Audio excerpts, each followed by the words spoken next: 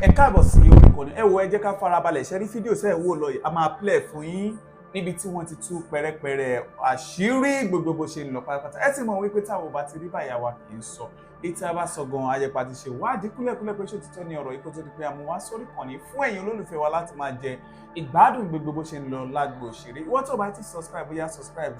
kó lè túbọ̀ máa jẹ ìgbádùn gbogbo bó ṣe ń lọ pátápátá lágbo òṣèré ó yẹ ká sojú abẹ́ǹkó bóyá. wọ́n ti ń padà wọlé wá o kudos to ọlọ́pàá Ọ̀yọ́ o ẹ̀yin ọlọ́pàá ìlú Ọ̀yọ́ ẹ ṣeun gan adúpẹ́ lọ́wọ́ yín ó dàbí ẹni pé ìgbà tí ọmọ Yorùbá ò fẹ́ máa jáde lọ mọ́ báyìí nísìn wọ́n ti ń wọlé wá pa anybody o àti ìṣúrọ̀ nílẹ̀ Yorùbá tó bá ń gba àṣúrọ̀ àti ìṣúrọ̀ nílẹ̀ Yorùbá àti rógò nílẹ̀ Yorùbá wọ́n dẹ̀ ti ń kẹ̀dẹ̀ ń wọlé wá pa anybody báyìí o àlejò ọ̀ràn Yorùbá ti gbàlejò ọ̀ràn gbà tá à ń pariwo níjọ́ kìíní àná ẹni ká mórí wá ká fọrùn sílẹ̀ ẹ láàmọ̀ nǹkan tá à ń ṣe ẹ láà fẹ́ dógun sílẹ̀ ní ẹ láà fẹ́ dá wàhálà sílẹ̀ ní okay now gbàtẹ́ kọ̀tẹ́lẹ̀ jáde lọ mọ́ nísìn Fúlàní dẹ̀ ti wọlé wá gbá anybody wọ́n ti ń wọlé káwọn èèyàn wá wọ́n ti fi mọ́tò wọ́n ti fi ru ìbọn dé Ọ̀yọ́ state breaking news Fúlàní ti fi odidi mọ́tò wọ́n ti fi ru ìbọn wọ Ọ̀yọ́ state thanks to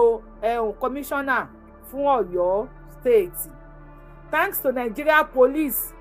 Ọ̀yọ́ division àbí Ọ̀yọ́ branch la máa pè wọ́n àbí Ọ̀yọ́ police station Ọ̀yọ́ whatever ẹ ṣeun gan ni adúpẹ́ ní èní 20th of February 2026 Yorùbá Wuyi lórúkọ mi ọwọ́ ṣìkún àwọn ọlọ́pàá ní ọ̀sán yìí ó tẹ àwọn Fúlàní tí wọ́n fi mọ́tò kó ìbọn wọ ìlú Ọ̀yọ́. You have been expecting me ẹ ti rí àmẹ̀bọ àbí you don see àmẹ̀bọ he said he has been expecting me thank you my colleagues in Amebo Association he said he has been expecting me Ọlá Oyèwọ̀ I am here ẹ mọ̀ pé mi ní gbọ́rù kan bẹ́ẹ̀ yẹn kí n má wá àyè láti wá ṣàlàyé fún yín as e dey go àmà dáre nílẹ̀ Yorùbá báyìí kí la ṣe ná. Now there is this man again though wọ́n ní wọ́n mú àwọn kan ní Kwara state náà gbogbo ẹni tẹ́ máa ń fún oníbàárà lówó mi ní ẹ má ṣe sàrà o kó tó di pé ẹ máa sọ di ọ̀rọ̀ ẹ̀sìn ó ń kiri sáìsì ẹ̀sìn wa ní ọ́bùṣì làámù ọ̀ṣìbẹ̀rù Ọlọ́run ọ̀wọ̀ náà ni ẹ̀jẹ̀ kí ṣàìfè mí lẹ̀ o iná náà ti wà ókè ẹ má wulẹ̀ káàánú mi iná ti wà ókè àṣejù làlùjọ náà iná náà ti wà all right tó bá yẹ pé kí n jà fúnlẹ̀ bàbá mi ni màá fi wọná ẹ má wọrí ẹ fèmí àti iná lẹ̀ ẹgbẹ́ màá iná no be your iná náà ẹ jẹ́ kí n máa lọ sínú iná straight tẹ bá dá àlùjọ náà tó bá ti fún yín 72 virgins ẹ má fún mi lára 72 virgins sí yín ẹ ṣáà fi mí lẹ̀ ẹ jẹ́ kí you have been expecting me again I love you Mr. Ọlá Oyèwọ̀ iná ti wà ókè jàre àṣejù làlùjọ náà kí làwọn lọ sálùjọ náà nígbà tí iná ti wà ń tò sí mi. Now my fellow Yoruba people, it's not a joking matter, trust me. But sometimes I laugh when I see this kind of thing because tí n bá ra àwọn kan báyìí tó máa fi pa mí lẹ́rìn ní wípé màmá rántí ìgbà tí máa ń sunkún lórí internet ẹ̀yin Yorùbá jíde ẹ̀yin Yorùbá ogun ń bọ̀ ogun. Gbà ẹni tẹ bá pẹ́ mo rẹ́rìn nísìn nǹkan tí máa rántí nìyẹn wípé ojoojúmọ́ mo sunkún ojú lòun rán mi iṣẹ́ mọ́ ó tó stage kan ẹnìkan pè mí pé wá ọ̀gbẹ́ni ṣé ìwọ nìkan lọmọ Yorùbá ni tó bá délé gbogbo wa ló máa kàn bẹ́ẹ̀ I'm like àwọn èèyàn mi ò rí n tó ń bọ̀ nǹkan ń bẹ ń bọ̀ wájú nǹkan ti dé tán àwọn èèyàn mi ò dẹ̀ rí nígbà yẹn wọ́n bú mi títí wọ́n ní akálòlò ní mí onítàìtàǹgì ní mí onígbà ní mí ọláwò lè mí okay fine I am good now so tọ́lọ̀ bá ti bá pẹ́ mò ń ṣe show mò ń rẹ́rìn if you are seeing me for the first time Yorùbá Wuyi ló kọ mi nǹkan tó máa ń pa mí lẹ́rìn tí n bá rántí nìyẹn let's quickly go to ṣé Ọ̀yọ́ nìkan kọ́kọ́ lọ tàbí bàbá wa kan tí wọ́n lọ fọ́ ẹ̀yin tó bá ń fún oníbàárà lówó mi ní ẹ má fún oníbàárà lówó o bẹ̀tẹ̀ bá ti fún oníbàárà ládùúgbò yìí please mi ní kẹ́ máa ná oníbàárà tẹ́ bá rí o make sure you confirm ṣé oníbàárà ní lóòótọ́ tẹ́ bá rí wèrè ládùúgbò yìí make sure you confirm ṣé wèrè ní lóòótọ́ because ní Kwara State wọ́n mú àwọn kan tó jẹ́ wọn tó ń ṣe bí wèrè and at the end of the day wọ́n padà confess wípé àwọn ò kì í ṣe wèrè àwọn ní àwọn kan tí wọ́n dá company yẹn kalẹ̀ tí wọ́n employ àwọn tó ń bá mọ wèrè ṣe Nàìjíríà yẹn ò gbádùn mọ́ àwọn yẹn dá company kalẹ̀ wọ́n employ àwọn tó bá mọ wèrè ṣe they confess pé kìnnì kan wọ́n máa employ àwọn ní tábàlẹ̀ ti ṣe wèrè àwọn máa lọ jí ọmọ gbé àwọn máa tọrọ owó and there is this bàbá wa kan bàbá wa yìí wọ́n dáhùn jókòó síwájú ilé àwọn làwọn rí málà oníbàárà tó ṣe alábàámùsà àbábíyà ńlá déwájú ilé wọn ẹ̀dẹ̀ ń pẹ́ àwa Yorùbá láàánú gan ṣùgbọ́n ìkanra ló bá dé fún dádì wa yẹn ọ̀gbẹ́ni kó wèrè síwájú kò sówó ńlẹ̀ bẹ́ẹ̀ kí ló wà padà ṣẹlẹ̀ sí bàbá wa yẹn ẹ jẹ́ kájọ wò. a kó ojúmọ́ gbogbo ọmọ Yorùbá o yóò dàdúrà wá gbà o. láti ẹni sọ èpè fún fún ẹjọ́ àyìntẹ́ wà lórí TikTok, Facebook, YouTube ẹ máa bọ̀ lórí YouTube tẹ́ bá fẹ́ máa wò ó bìkọ́ tẹ́ bá ká máa fi.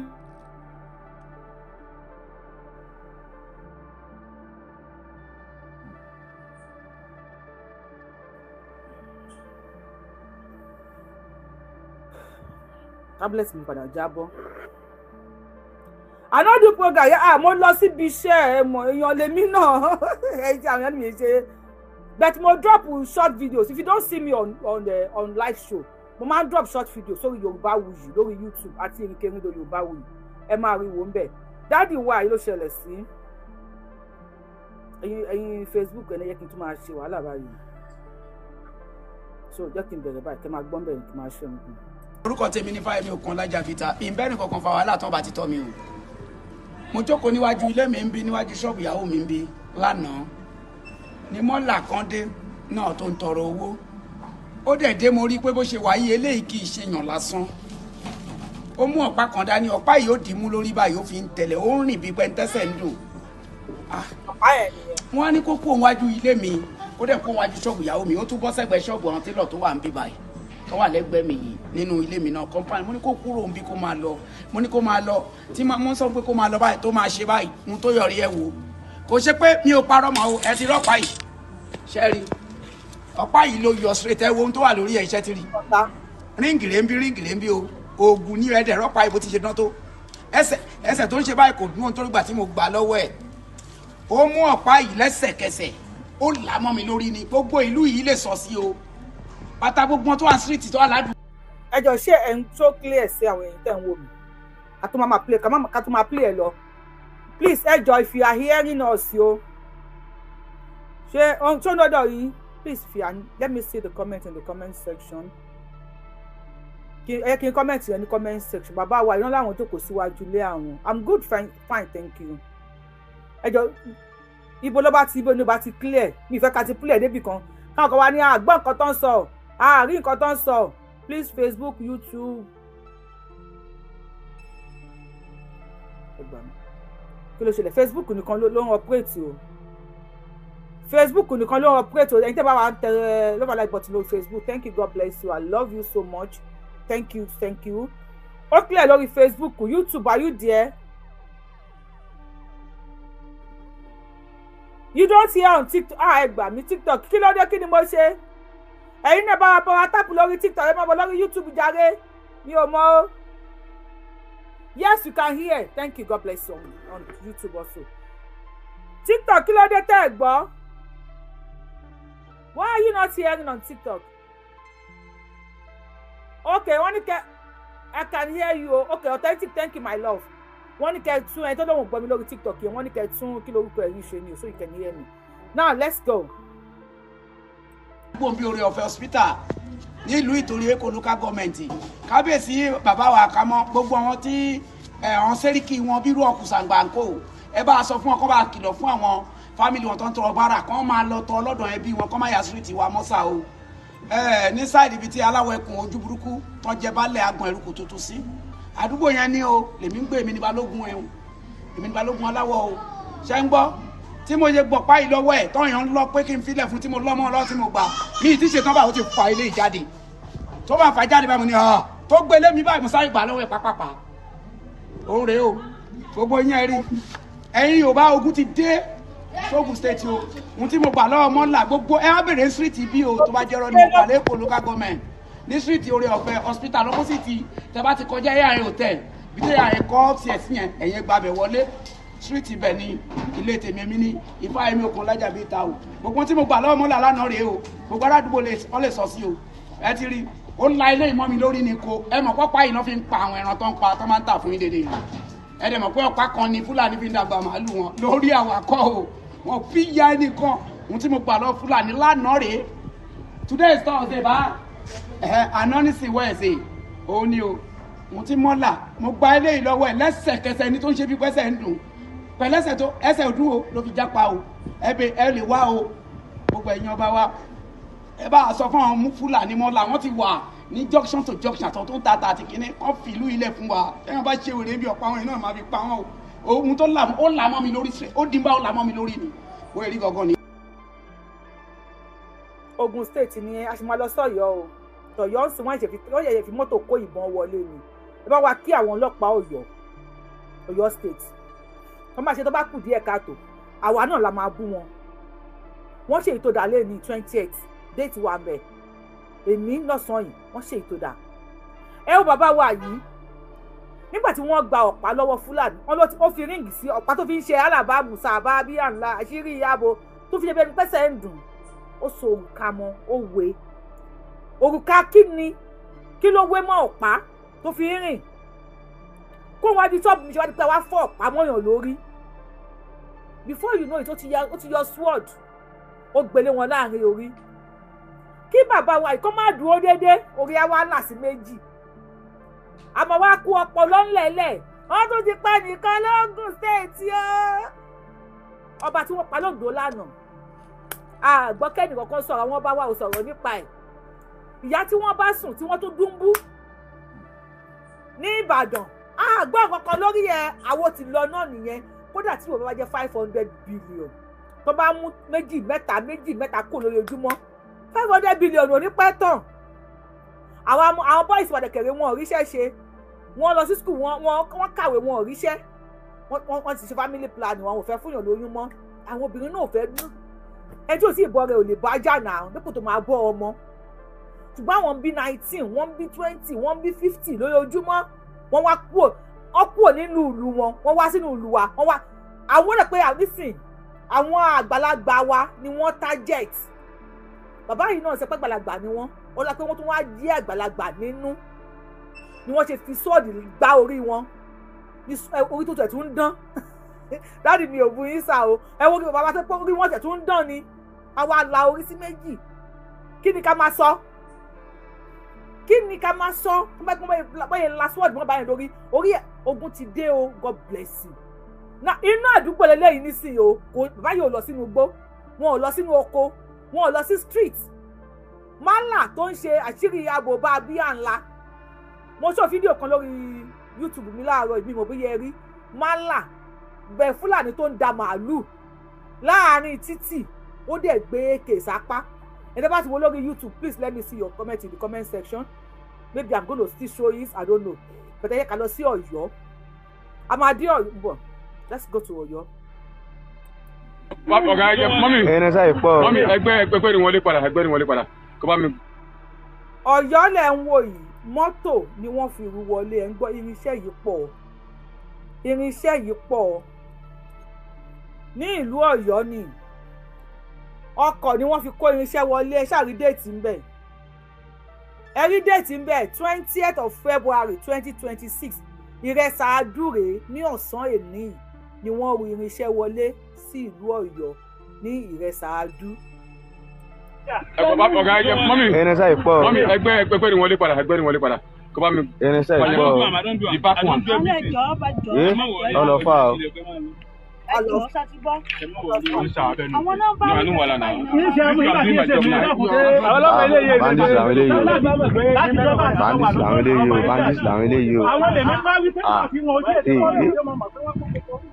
bandits làwọn eléyìí inú Iresa-Adu ní Iresa-Adu eléyìí Iresa-Pa èmi mà ní ìjúrì ọmọ mi láti rí déètì bẹ́ẹ̀ ní Iresa-Pa ọ̀pọ̀ gan sẹ́ẹ̀rí ni.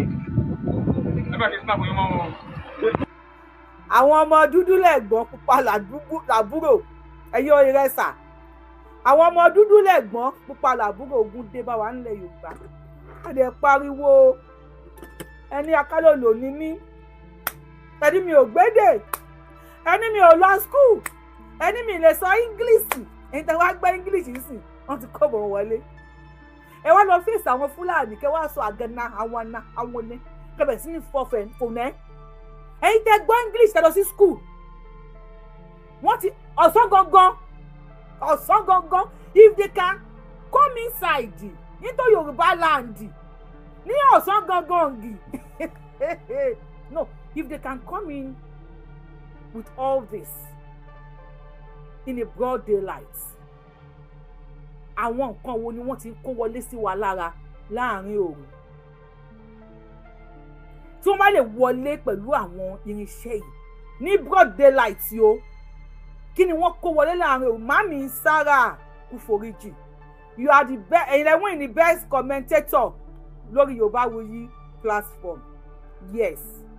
kẹ́lẹ́ mọ̀ pé mo máa rí kọ́mẹ̀ntì àwọn èèyàn there was this video mo máa kọ́mẹ̀ntì yìí tó máa ń pọ̀ o and there was this video tá a jùlẹ̀ pàtó máa lọ fídíò yẹn ní 14 comments ní that time tí mo lọ wò and your video yẹn ní 14 comments that time tí mo wò and comment ti yín nìkan ní 10 ìyá mi Sarah Kuforiji let me pin your comments kò ṣe live show fídíò tá a drop kalẹ̀ comment ti yín nìkan ní 10 nínú 14 tó wà ní orí page yẹn ẹ ṣe gan it shows how ṣe love ní kí n pè but it shows how committed ṣe commitment àbí commitment ẹ mú kan pé mi lọ sí school commitment fúnlẹ̀ Yorùbá ẹ mọ̀ pé the more tẹ́ bá comment the more táwọn èèyàn máa rí and I even see when you share my video they give me notification pé Sarah Kuforiji màmí ẹ ṣe ọwọ́ yóò ní lọ sókè ẹ ọkọ̀ ní lọ sókè lọ bá bi ire lọ́wọ́ yín máa tó lágbára Ọlọ́run àpò ṣáṣá múra òkè ń gbẹ àpò yìí ò ní gbẹ ilé yóò ní gbẹ fún àti gbẹ̀yìn tó ń wò mí náà o gbogbo àríwọ̀dì wa o ọwọ́ wa ò ní lọ ànínàgà lọ mú ṣòro ọwọ́ wa ò ní lọ sókè lọ gbà bí o ire ló máa wọlé wá bèmí àti thank you so much bẹ̀sí ní kẹ́ni lè ṣe mí I always see her comment every time she always comment Yorùbá Wuyi nìkan kìlọ̀ thank you so much now ẹni tó ń pè ẹ bá ní sùúrù àkàgbé kọ́ ni a sì ní fídíò mi tí mo fẹ́ fún yín okay let's see if we can gbé call TikTok ẹ bá wa power tap so a lè gbá àwọn èèyàn wọlé sórí TikTok náà àti ẹ̀ charge wọ 50% a máa manage ẹ bẹ́ẹ̀ náà ni ẹ jẹ́ ká gbé call kí ló tó rú mú mi báyìí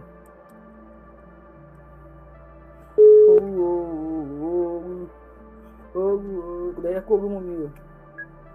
ẹ bá wa gbósókè bàbá wa ẹ ṣeun gan ni ká máa fi yẹn wá ẹ kúrò dé àsìkò yìí o fídíò tí mo fẹ́ gbé gan ẹ ṣe ọ̀bá mi ẹ̀ ní dààmú àjọ ń ṣètò ni àbọ̀ Ọlọ́run ọba gbogbo wa gbé àṣẹ Ìdùmarè ẹ ṣeun. ẹ rí àwọn ọba wa àtàwọn olórí wa àwọn olóṣèlú wa èmi ẹgbẹ́ ni wọlé. ṣẹlẹ̀ fún wa nílẹ̀ Yorùbá yìí àwọn gangan ni wọ́n fa gbogbo rẹ̀. àwọn ọba wa how azal kí náà ṣe. ìdí tí mo fi ní àwọn ni wọ́n ń fà á alákọ̀ọ́kọ́ ni wípé gbogbo nǹkan tí ń ṣẹlẹ̀ ọba mélòó la ti rí nínú gbogbo ọba ilẹ̀ Yorùbá tá a tẹ wàá gbọ́ wípé tọ̀ yàtọ̀ fún bàbá wa yẹn Ládọjà tẹ̀ ẹ̀sẹ̀ wọlé láìpẹ́ yìí o gbogbo àwọn ọba yòókù ní gbogbo ilẹ̀ Yorùbá láti ìgbà tí kinní yìí ti ń ṣẹlẹ̀ ìgbésẹ̀ wo iná ni àwọn ọba yìí gbé wọn gbégbèsè kankan. wọ́n gbé àwọn ọba náà kí lè kàn ṣe wọ́n gbé àwọn ọba fún ara wọn. nígbà tí wọn ò gbégbèsè kankan bóò ni wọn ò ṣe ní gbé wọn. bóyá wọn ọba yìí bóyá wọn ọmọ tí ń pè ní ìran Fúlàní ni o. ṣé rí àníṣe mo sọ ní inú prógrámù yín ní alẹ́ ìjẹta mo ní ó ní alákan tí mo lá ọlọ́ọ̀bá ń gbọ́ ìtí ń bọ̀ wá ṣẹlẹ̀ lórí àwọn ọba yìí lẹ́yọ kọ̀ọ̀kan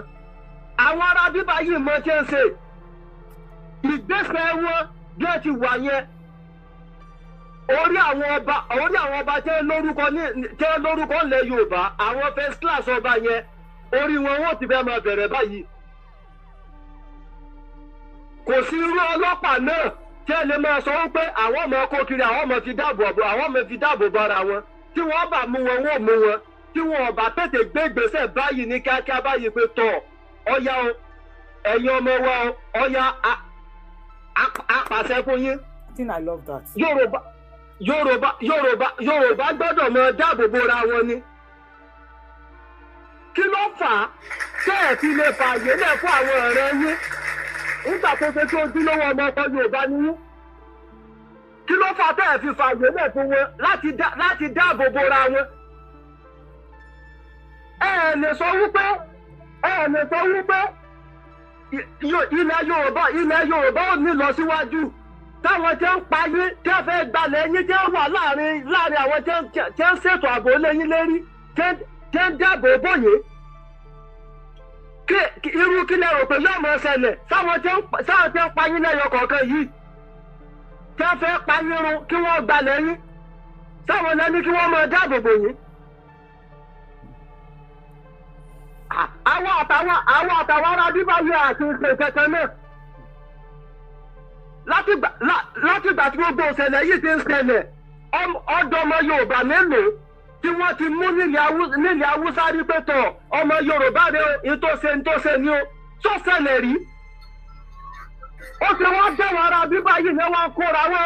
kóra wọn wọlé láti different Africa country kéètì ẹ̀ tó wá sàwọn nìkan tẹ́wà lókè ọya yẹn mọ́ wọ́n tún wá ń ìfẹ́ẹ̀tì àwọn ara wọn wá láti different Africa country wọ́n tún wá kó wọ́n bọ̀ wá lẹ̀ Yorùbá. Tí àwọn bá wá yìí ṣé wọ́n mọ nǹkan tí wọ́n ń ṣe báyìí aṣẹ́gàbù láyò kọ́lọ́wọ́ ṣàforíjì fún mi ò ṣé mọ nǹkan tí wọ́n ń ṣe báyìí. ẹ wo ọba Kẹ́hìndé tí wọ́n pa yẹn wọ́n ní ọba yẹn according to what I heard o wọ́n ní ọba yẹn tún máa ń dá àwọn èèyàn lóhùn bóyá jẹ́ spiritual bóyá jẹ́ kábíyèsí yẹn wọ́n ló tún mọ̀ nípa ìpawọ́dà wọ́n ní kábíyèsí yẹn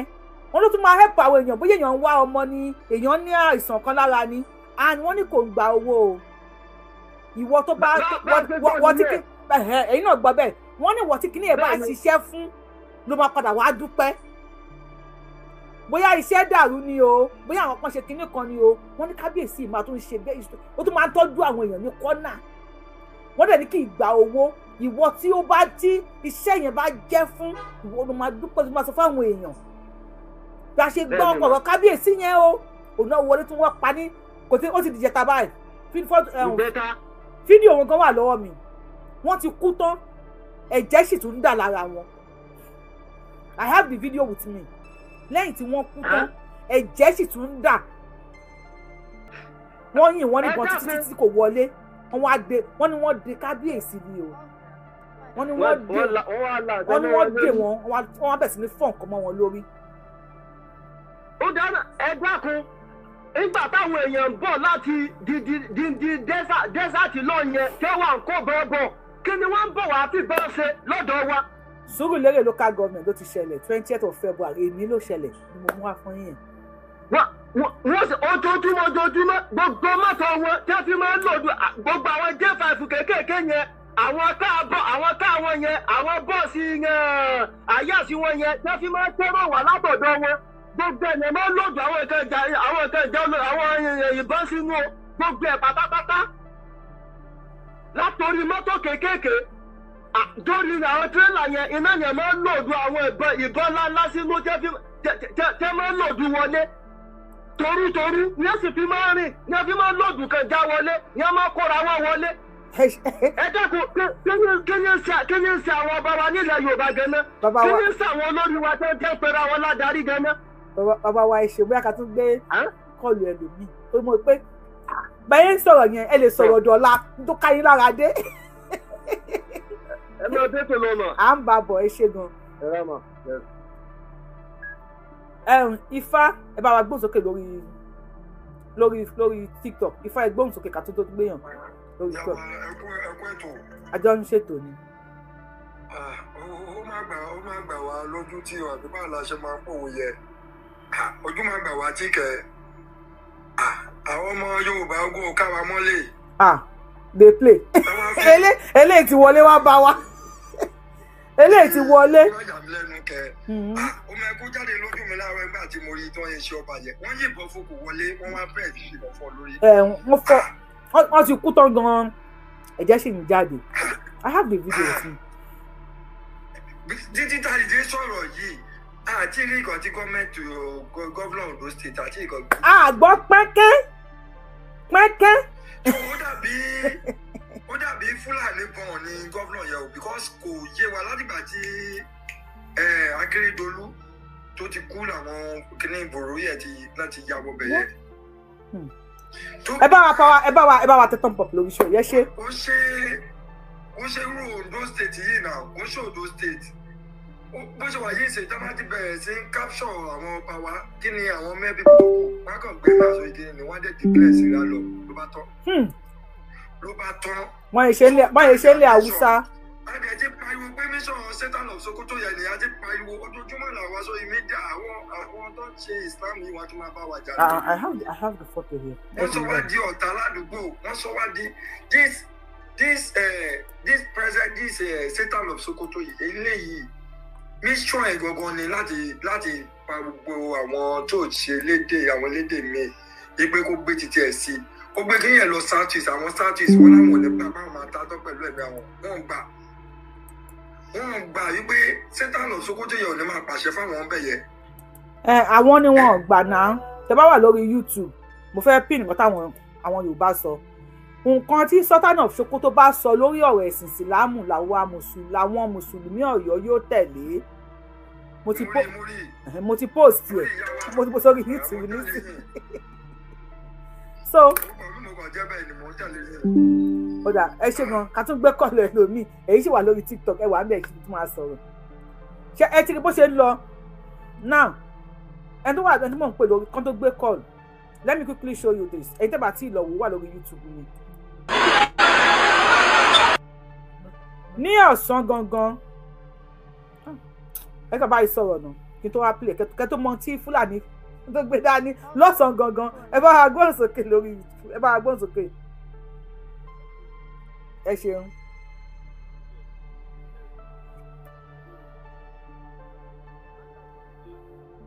ṣe rí àwọn ọba ìwé bọ́ ṣe sùn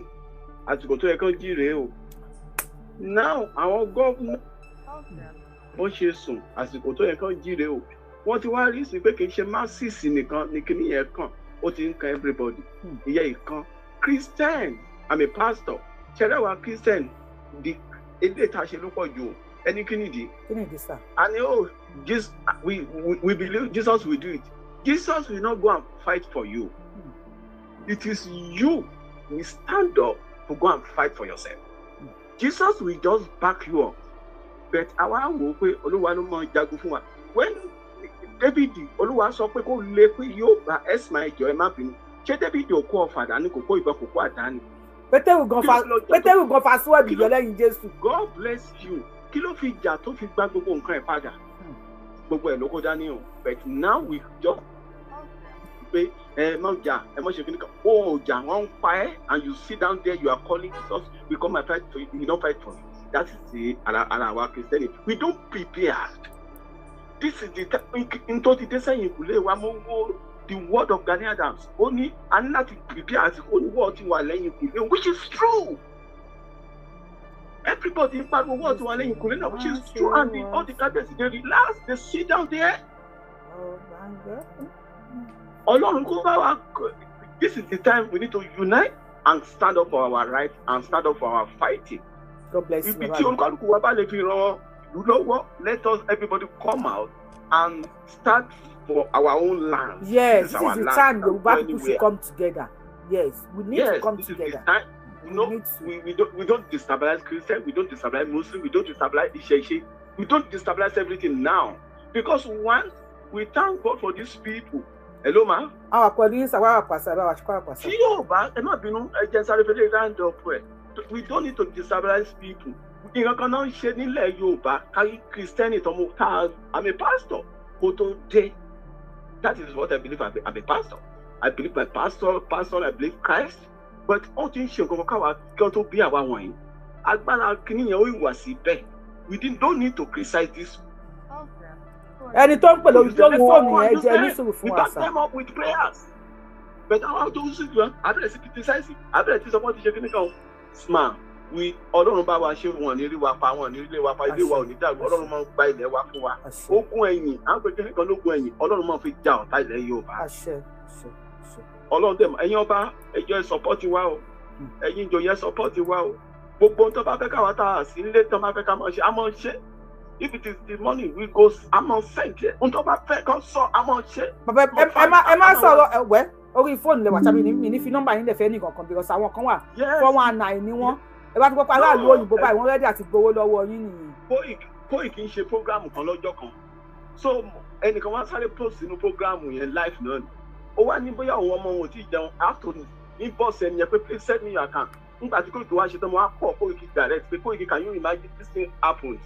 Kóìkì wá ní is this guy pé ẹni yẹn pé 419 ni mo ní wá. So it goes round. But the yellow is a small thing. So bàbá ẹ bá wà fàyọ láàrin ìṣẹ́jú kan ègó pọ̀ lórí fóònù. Bottom of it ni pé Yorùbá wa a ó rí gbà ọ́. Àṣẹ. Àwọn tọ́lọ́run máa ń lò gbogbo wa pátápátá kò sẹ́ni tó máa ṣubú nínú wa o. Àṣẹ. Ìgbà tí kinní yẹn náà máa dé àlàáfíà la ó fi dó o. Àṣẹ. Gbogbo ẹni tó bá jẹ́ ọ̀tá wa Ọlọ́run kó gbé wọn sábẹ́ ẹsẹ̀ wa o. Àṣẹ.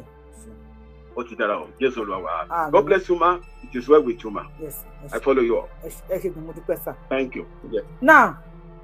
ìtẹ̀wà lórí Facebook bámu ìtẹ̀wà lórí Facebook iṣẹ́ ńlá ni mo ń ṣe ẹjọ́ ẹ tó ń pè yín kò tí ì kàn yín a máa pè yín padà kẹ́mi pè ní 50 times nọ́mbà yẹn kàn máa lọ sẹ́yìn a máa pè yín padà sà 49 yẹn máa pè yín tó bá ti kàn yín torí Ọlọ́run ẹjọ́ ẹ ní sùúrù fún mi. We have many videos here to show and next step àfẹ́ gbà ká máa show ẹ̀ àwọn tí wọ́n lọ sí Iresa-Adu mo ní Iresa-Adu àwọn tí wọ́n kó ní kí lórúkọ ẹ̀ ń jọ̀wọ́ wọ́n ti fi òkú kan nínú wọn ránṣẹ́ sí àwọn fámìlì wọn wọ́n ní kí wọ́n lọ gbé òkú ẹ̀ so wọ́n ti lọ gbé òkú ẹ̀ nìyẹn mo lè má lè show ẹ̀ fún yín nítorí nǹkan tó ń ṣẹlẹ̀ community whatever bẹ̀tẹ̀ máa gbọ́ ohùn. Kẹ́rí àwọn kankan tó ń ṣẹlẹ̀ níbí báyìí ò lẹ́ ń wòye ara àwọn obìnrin tí wọ́n gbé lẹ́nu ọjọ́ mẹ́ta lọ́nà ìlé nìyẹn sókè àpò obìnrin tí wọ́n yìnbọn sí òkú ẹ̀ náà lọ gbé nínú igbó láti kéje ẹ̀yin ọmọ ìléṣẹ́ rí èèmọ̀sí àwọn sójà yín tó wà lókè àpò kò sí tí wọ́n ṣe ń bí o kò sí tíjọba fẹ́ bá wa dá sí o ọtí tá a bá ṣiṣẹ́ ìfúnra wa ṣẹlẹ̀ àwọn èrò ẹni tí wọ́n àwọn tó kù sí wà lọ́wọ́ wọn o wọn bá wa dá sí àwọn sójà kan wá jókòó sí gbòòrò kò sí tẹ́tọ̀ tó bá wa dé o. So àwọn tó kù wà ní ọwọ́ wọn wọ́n pààyàn wọ́n fi ṣe àròkò ránṣẹ́ sí wa nílẹ̀ Yorùbá pẹ̀tọ̀ àwọn tó ti pa ìkan lára yín o ẹ lọ gbé òkú ẹ̀ wọ́n bá wọn gbé òkú ẹ̀ sí ẹ̀gbẹ́ ilé so wọ́n dẹ̀ ti lọ gbé òkú ẹ̀ nìyẹn àmọ́ ọlọ́mọ ẹ̀kan pa wá tán ṣá because I don't want to say ìfẹ́ sọ negative thing Ọlọ́run ọba ọlọ́jọ́ èèyàn má jẹ́ kí wọ́n pa wá tán nílẹ̀ Yorùbá ẹ ká gbọ́ Aláròyé nǹkan tí bàbá wa Gani Adams nǹkan tí wọ́n sọ ẹ jẹ́ ká gbọ́ láti bàbá wa Gani Aláròyé bàbá wa Gani Adams Ààrẹ Ọ̀nà Kakanfò ṣé nọ́mbà 16 Ààrẹ Ọ̀nà Kakanfò ni àbí kí ni máa ń pè. Aláròyé máa Ọ̀nà Kakanfò gbogbo ilẹ̀ Yorùbá Ìbà Gani Adams ti fàjúrò gidi sí bí àwọn agbébọn àtàwọn agbésùnmọ̀mí ṣe ń lọ káàkiri orílẹ̀-èdè yìí pàápàá jùlọ nílẹ̀ Yorùbá tí wọ́n sì ń pààyàn bó ṣe wù wọ́n ó ní kí ìjọba àpapọ̀ ìjọba ìpínlẹ̀ Kwara àtàwọn tó ní nǹkan ṣe pẹ̀lú ọ̀rọ̀ ètò ààbò orílẹ̀-èdè yìí dìde sọ́rọ̀ àwọn agbésùnmọ̀mí kan tí wọ́n kọ lẹ́tà ránṣẹ́ sáwọn ará ìlú bíi Ìrá, Ìnájà, Àó àtàwọn ìlú kéékèèké gbogbo tí wọ́n wà níjọba ìbílẹ̀ Ọ̀yún nípínlẹ̀ Kwara láìpẹ́ yìí pé àwọn ń bọ̀ wá ṣòro bíi àgbọn fún wọn. Gani Adams ní àsìkò ti tó láti ṣígun fáwọn agbébọn ọ̀hún kí wọ́n tó ṣọṣẹ́ ju bó ṣe yẹ lọ láwọn ilẹ̀ Yorùbá gbogbo. Àìpẹ́ yìí ni àwọn agbébọn kọ́kọ́ lẹ́tà sáwọn ará ìlú Ìrá níjọba ìbílẹ̀ Ọ̀yún nípínlẹ̀ Kwara pé àwọn ń bọ̀ wá ṣòro bíi àgbọn fún wọn pé kí wọ́n máa retí àwọn ní kòpẹ́kòpẹ́ láti ìgbà tí àwọn ará ọjà ìlú Ìrá ọ̀hún ti gba lẹ́tà. Ààrẹ Gani Adams, ẹ má bínú sá o, ẹ má bínú. Ìkọ̀tẹ́ tó bá ti jẹ́ aṣíwájú ni máa ń fẹ́ pọ́n wọn lé gan. Ìbá ṣe wípé ìgbà tí Sunday Igboho ń pariwo, ẹ jẹ́ ká gba Yorùbá nation, ẹ jẹ́ ká dá dúró, ẹ jẹ́ ká flush security ní Sunday Igboho fi kọ́kọ́ fi wọlé. Wọ́n ní àìrìn ìpò ejò ló máa ń jọmọ ejò níyà. Tó yẹ pé ká síwájú ṣèbé tẹ̀lé paramọ́lẹ̀ òun náà tẹ̀lé wọn, àgbàdo ń bọ̀, ìjòlá náà ń wọ́ púrúpúrú bọ̀. Wọn bá má pa wá tó báyìí nílẹ̀ Yorùbá. Ṣùgbọ́n àwọn ìgbà tí Sunday Igboho ń sọ̀rọ̀ là ń gbọ́ òyìnbó oríṣiríṣi bíi stark illiterate, stark illiterate ló máa bọ́ta ló máa ṣe kinní kan, entertainer òyìnbó oríṣiríṣi là ń gbọ́. And as at that time làwọn ọmọ yín náà ń bọ́ta náà san jábàjábà lẹ́nu. Àsìkò yẹn náà ń gbàjẹ́ dúdú àjẹ́ pupa àwọn ìyàwó kì í ṣèkà náà ń gbóríṣiríṣi jáde. Àìrìn ipò ejò yẹn ló wá ń jẹ ọmọ ejò ní yànsìn. Torí gbà gbogbo wa la dúró ní gbọ̀ngbọ̀n pọ́n. Sunday Igboho máa ń ṣe nǹkan tí ò tẹ́ yín lọ́rùn gbàgbà. Sunday Igboho, at least you guys are of the same age, 50 ní gbogbo wa. Ẹ bá pè Sunday Igboho àbí bá lè ṣe ń pera yín o. Ìgbà yẹn náà máa ní bàbá wa Gani Adams, bàbá wa Gani Adams, gbogbo èèyàn ní bàbá tiẹ̀. Sunday Igboho gbogbo èèyàn ní bàbá ẹ̀, gbogbo èèyàn ní ìyá mọ̀mọ́ mi, ìyá mi, bàbá mi. Many of us máa ń ṣe bẹ́ẹ̀ yẹn, àwọn máa ń rí abẹ́ni pé kò gbọ́n jọ, kì í ṣe pé àgbọ̀n bó náà ṣe dá wa nìyẹn. Bá ṣe wípé ẹ ṣe ní gbẹ̀kẹ́ tí máa ń fọwọ́ ti lé nígbà yẹn. Ìjọba Nàìjíríà bá máa bẹ̀rù ilẹ̀ Yorùbá ni. Kẹ́yìn dúró, kó lóye Ìgbòho dúró. Àwọn mìíràn tún ti jáde. Ní bá máa di fẹ́ẹ̀dì ilẹ̀ Yorùbá ni. Abẹ́ ìyá wèrè kí lẹ fi mí jà Ààrẹ Ọ̀nà Kakanfò fún. Ààrẹ Ọ̀nà Kakanfò lẹ pè mí. Kí lẹ fi mí jà rẹ fún. Sunday Igboho tó ń sọ̀rọ̀ yẹn bá ṣe máa ṣe lélẹ́yìn. Ẹ ní nọ́mbà ara yín lọ́wọ́. Ìgbẹ̀yìn ìgbà yẹn là ń rí voice note. Sunday Igboho gba 50 million lọ́wọ́ Tinubu. Ó gba kínní kan million lọ́wọ́. Ẹni tó ṣe wá báyìí nílẹ̀ Yorùbá kò ní dáa fún onítàn. Ẹni tó ṣe wá báyìí ní ilẹ̀ Yorùbá kò ní dáa fún onítàn. Èpè àwọn olè kankan kọ́ o. Inú nu bí ní ìmọ̀tara ẹni nìkan. Ìwọ ojú ní èmi ojú ẹ ìbá má jẹ́ ìbá jẹ́ ní ìwọ gbàgbà. Òun ló fà wá sẹ́yìn débi tá a dé yìí. Wọ́n wá ń wọlé pa ọba. Wọ́n wọlé pa ìjòyè. Ìwọ tó ti lọ jẹ ẹ̀fọ́ ìbọn olè rẹ̀ wọ́n á sọ ẹ mọ́gi wọ́n á fọ́ nǹkan mọ́ ẹ lórí. Wọ́n á fọ́ nǹkan mọ́ àwọn èèyàn lórí. Àwọn tí wọ́n wá kó ní ìbọn pẹ̀lú yẹn ní sí tí mo play fún yín. Wọ́n ti pa kan ti fi obìnrin àwọn ìyá wa ó dẹ̀ pé àwọn àgbàlagbà ni wọ́n á tájẹ̀tì ní sìn wọn ò fẹ́ kán fọwọ́ rọrí kú mọ́. Àwọn ancestors wa wọ́n báyà kan sùn pa. A ní Ààrẹ Ọ̀nà Kakanfò nílẹ̀ Yorùbá. I don't want to go deeper because n bá go deeper bóyá ń ṣe mí ọlọ́mọ ẹ̀kìn ìsọ̀kun tó yẹ gbà ní ma ní ó bú ààrẹ mi ò dẹ̀ ní bú. Oh my God. Ṣùgbọ́n ojú gbogbo wa máa bó lẹ̀ Yorùbá. Bàbá ṣe continue pẹ̀lú tá à ń ṣe ojú wa máa bó. Ẹ bá wa gbóhùn sókè. Ẹ ṣeun. Now, contribution tèmi fẹ́ fi sí ọ̀rọ̀ yìí. Ẹni sùúrù sà, ìyá mi sọ pé 337 washing 71 thumbs up. Màmí ẹ fi wọ́n lẹ̀ o tó bá ti bá wa thumb up nínú 337 yẹn tábà wọ 200 ẹ má expect any video mọ́ àpò máa rojọ́ lọ ni. Okay. So hello ma. ẹni fún mi ṣẹ́jú kan. èmi ò lè máa ṣe lọ wá fídíò fún yín kí máa ṣiṣẹ́ kí má lè bá wa tọ̀tọ̀ pọ̀ kí má lè bá ẹ̀ńtẹ̀yẹ̀ tẹ́tọ̀ pọ̀ máa ṣí fídíò. Màámi Grace olùṣòótọ́, God bless you màámi for reminding me. Ẹ bá wa tẹ thumb up lórí ẹ̀, ẹ bá lè bá wa tẹ thumb up yẹ ká máa rojọ́ nìkan. Ẹ bá wa gbóhùn sókè. Hello ma. Yes sir. So wọ́n ní nǹkan tèmi fẹ́ try láti sọ. Ó dàbẹ̀ ni pé tábà tún lọ sọ pé olóyè Sunday Igboho so ìsìlẹ̀bẹ̀ ni pé ìgbà tá a kàn fún ẹni lẹ́ni wàhálà. Wọ́n máa ní láti pass information yẹn. So bóyá kán sọ fún bàbá wa Olúbàdàn pé wọ́n tẹ̀ láti pe gbogbo àwọn ọba kí meeting kó wáyé. So torí máàlù tí wọ́n pa ọba Dayá nígbà tó máa sọ secret yẹn gbà yẹn ó ní àwọn bandit yẹn ó ní àwọn jọ jókòó tí iṣẹ́ kan tí iṣẹ́ méjì òun náà dẹ̀ ti sọ pé wọ́n máa make sure pé wọ́n ṣe gbogbo àwọn iṣẹ́ yẹn títí dọ́dọ̀ àwọn ọba yẹn náà máa pa so wọ́n dẹ̀ ti ń ṣe é sìn so come please wọ́n bá wa pe ọba wa Olúbàdàn so wọ́n make sure pé wọ́n pe Ọọ̀ni wọ́n ṣe meeting. Ẹni tí o bá mute kò fi style drop her if you cannot mute on TikTok please drop yourself please. So kan make sure pé wọ́n pe ọba Olúbàdàn so from there á lè make sure pé wọ́n ṣe meeting pẹ̀lú gbogbo àwọn ọba tó bá wà important kan wá ọ̀nà àbáyọ torí àwọn ọba yẹn náà fẹ́ máa target nsìn then ó dẹ̀ jẹ́ nǹkan ìwọ̀sí fún wa kán máa wọlé kán lọ máa pa ọba tí wọ́n tẹ̀ pa yìí ó gbìyànjú bẹ́ẹ̀ ìgbà tó wá pọ̀ so kọ́ lọ́n kó gbà fún wa ẹ ṣe gan. Ẹ ṣeun sir. a máa rí yín bá o. Ọ̀dọ̀ Akíntọ́lá dẹ̀ kọ́ ni kíní ẹ̀ ti wá Akíntọ́lá resend message kí ló kọ Akíntọ́lá I will bring you in again duni q lẹ́yìn táwa gbẹ́ni ẹlẹ́ni wálẹ̀ lẹ́yìn wá mute èyí ló yẹ ká drop I'm dropping you jàre táwa ṣeré mi bíi ni Akíntọ́lá ẹ resend question máa gbé yín wọlé padà ẹni tó bá ti wọrí TikTok yẹn tó bá ti lè mute ẹjọ́ ẹ má bínú ọmọ drop yín ẹ má bínú àwọn kan tí mò ń control bí yìí pọ̀ mi ò gba sálárì mo kàn ń ṣe ni ẹ bá wa gbó sókè bàbá mi. Hello. À ń gbọ́ yín sà. Ẹ ṣé gan ni.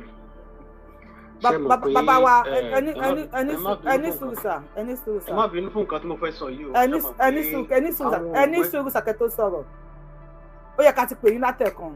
dìmọ̀ tẹ̀ ń kọ́ dìmọ̀ tí nọ́mbà yín lọ sẹ́yìn lórí péjì a ní protocol tẹ́ bá ti pè lẹ́ẹ̀kan ẹ stop a máa pè yín padà